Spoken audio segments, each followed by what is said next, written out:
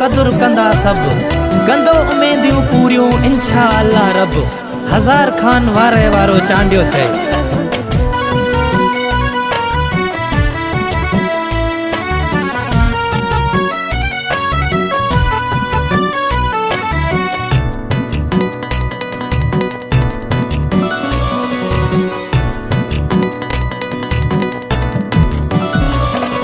करे टोकूं अॼु जेके खिलंदा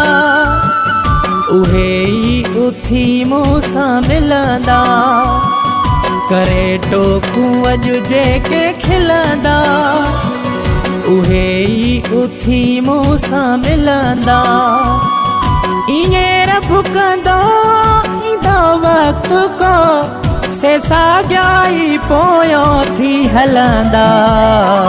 करे टोकूं अॼु जेके खिलंदा उहे ई उथी मूंसां मिलंदा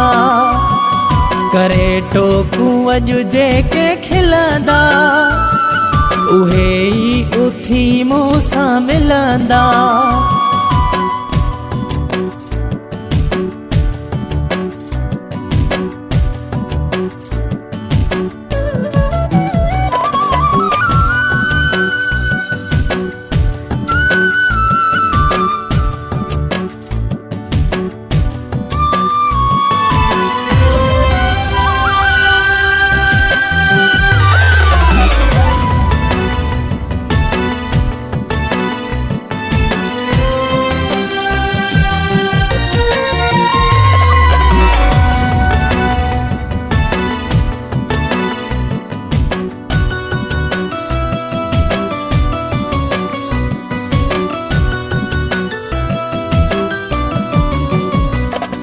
यको मां भी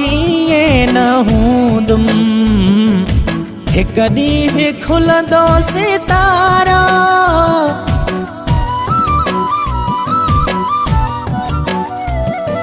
यको मां भी ये न हूंदुमि हिक ॾींहुं खुलंदो सितारा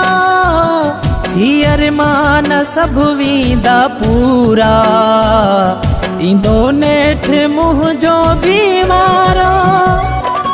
और बते रखियो कंदो न ॾुखियो जलण वारा ॾिसजांइ जलंदा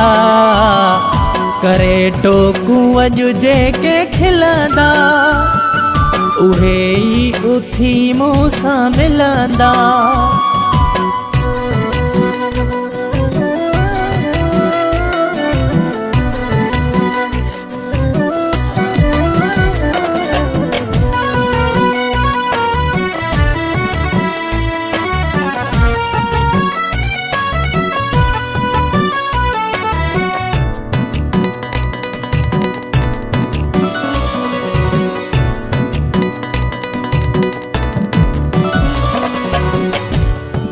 ख़बर मूंखे पवंदी आ सारी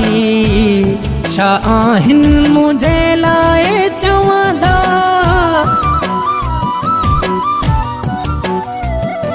ख़बर मूंखे पवंदी आ सारी छा आहिनि मुंहिंजे लाइ चवंदा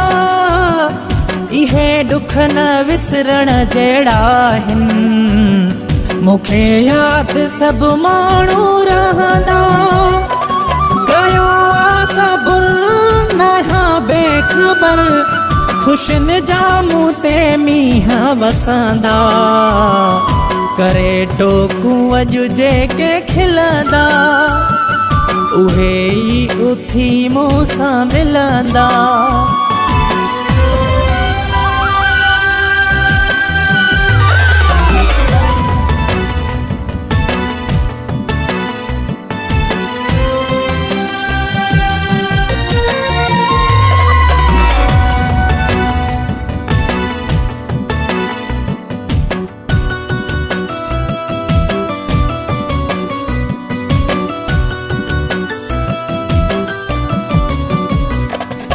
नथो अॼु सुञाणे असांखे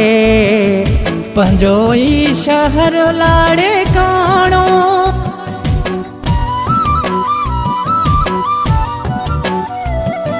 नथो अॼु सुञाणे असांखे पंहिंजो ई शहर लाड़े काणो सही ज़ुल्म हर हिक जमा बि